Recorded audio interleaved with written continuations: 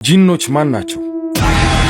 ልክ እንደኛ እንደ ሰው ልጆች አላሁ ሱብሓነሁ ወተዓላ ወማ ኸለቅቱል ጂነ ወልኢንሳ ኢላ ሊያዕቡዱን የሰው ልጅንም ሆነ ጂኒን እንዲገዙኝ እንጂ አልፈጠርኳቸውም እንደሚለው ሁሉ ጂኖችም እንደኛ ፍሪ ዊል ወይም የፈለጉትን የማድረግ መብት አላቸው። ከጂኖች መካከል ወይም ከማናየው የጂኖች ዓለም ውስጥ እንደኛ ወንድና ሴት ጂኒ ያለ፣ አላህን የሚፈራና አላህን የሚያምጽ ጂኒ ያለ፣ ሴት አለ፣ ወንድ አለ፣ ሽማግሌ ያለ፣ አሮጊት አለ፣ ህፃን አለ፣ ትላልቆችም ትናንሾችም ጠንካራም ደካማም አላቸው። ጂኖች ይመገባሉ፣ ይጠጣሉ፣ ይተኛሉ፣ ይበላሉ፣ እርስ በርስ ይጣላሉ።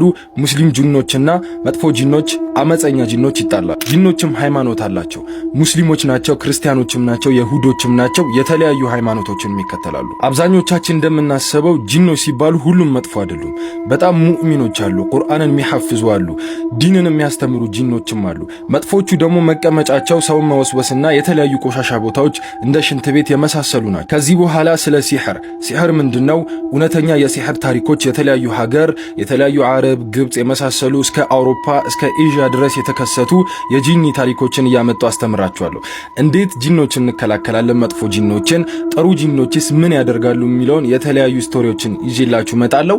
ከነገ ጀምሮ ኢንሻአላህ የተለያዩ ነገሮችን ጂኖችና ሲሕሮችን የያዘ ስለነሱ ያተኮረ ትምህርቶችን ይዤላችሁ መጣለሁ። ኢንሻአላህ ሐሳባችሁን ኮሜንት ላይ ጻፉልኝ። ይሄን ፔጅ ፎሎ ማድረግ እንዳትረሱ ለቀጣይ ቪዲዮዎች። ኢንሻአላህ ጀነት ውስጥ እንገናኛለን። ወሰላሙ አለይኩም ወራህመቱላሂ ወበረካቱ።